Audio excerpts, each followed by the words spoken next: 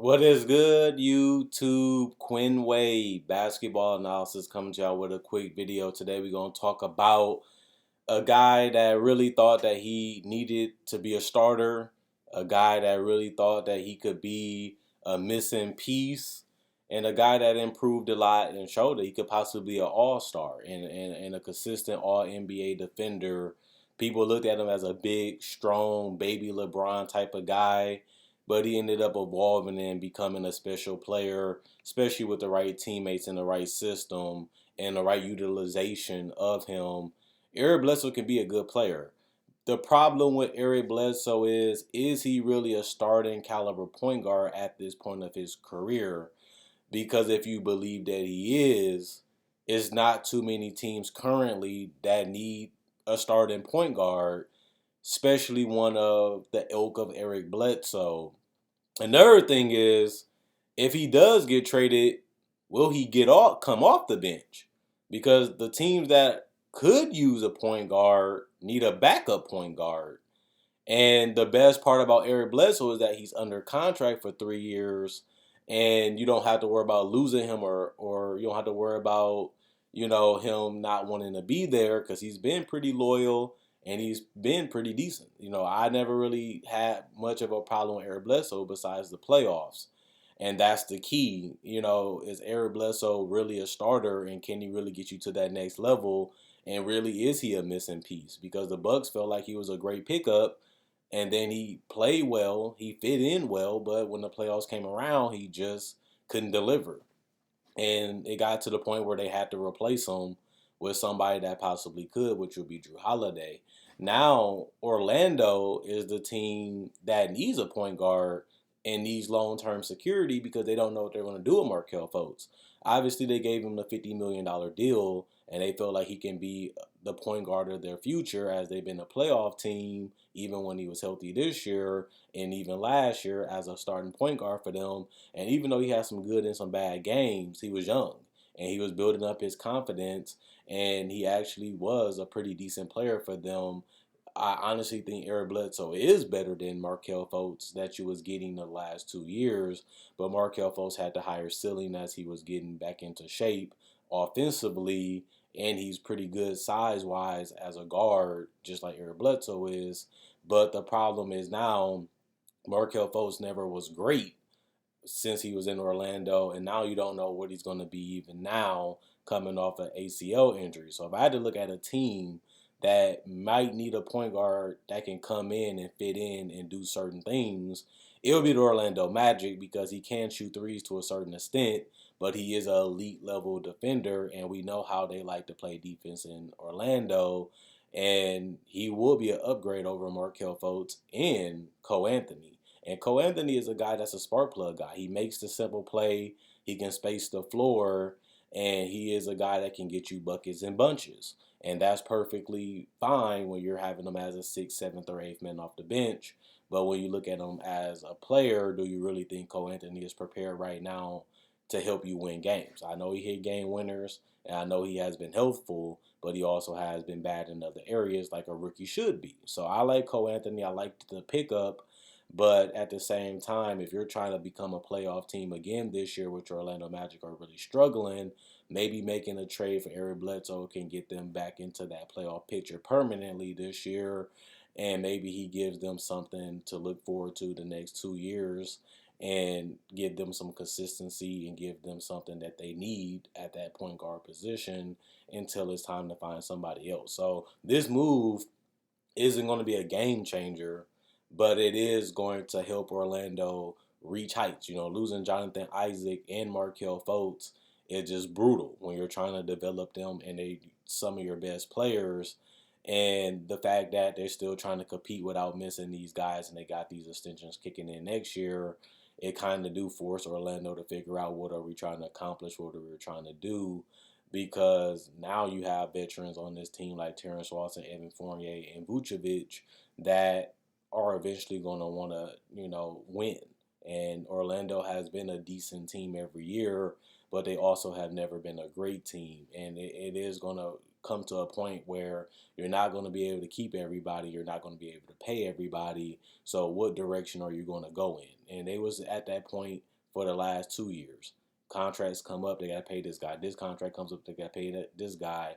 But when these guys get a contract extension, contracts kicking in next year, Orlando is going to be forced to pick who they want to keep and who is really going to be upon the foundation that they're trying to build in Orlando, because they're in a confusing situation where they're good enough, but they also is bad enough to where they're not going to accomplish or do anything. I know a lot of people was excited for them being a playoff team, but that's all they have been, as they have been that bad in the playoffs, not really even winning 2 games ever.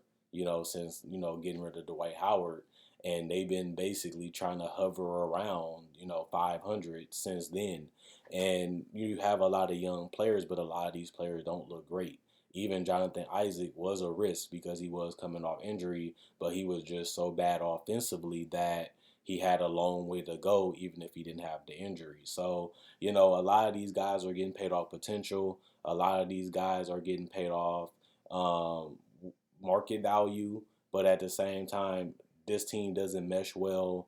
This team is headed really nowhere, because you don't want to be a team that's in and out the playoffs every year and you don't really know what you're going to be. And then you're paying guys just to be a mediocre to okay team. And you have teams like Atlanta and other teams that's catching up to you, like Cleveland.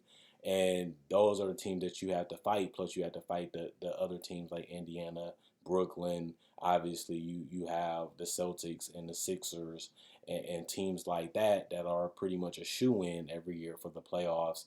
And now you're competing with them plus the other team that's coming up and will, like we see now, surpass you. So they are going to have to make some moves they might not necessarily want it to make, or they're going to have to make some moves just financially, just so they can have a roster that they can look at and say, we're going to go forward in this direction. But at the end of the day, every team has a situation where if you're not developing your guys or you're drafting guys, you do have to figure out which ones you really want to build around and which ones are your pillars for the future. And when you look at Markelle Fultz and Jonathan Isaac, they're so far away from being legitimate superstars in the league. Plus, you still have the veterans that you have on this team, and you have guys like Eric Gordon that got paid, and his contract is overpaid for what he's been producing.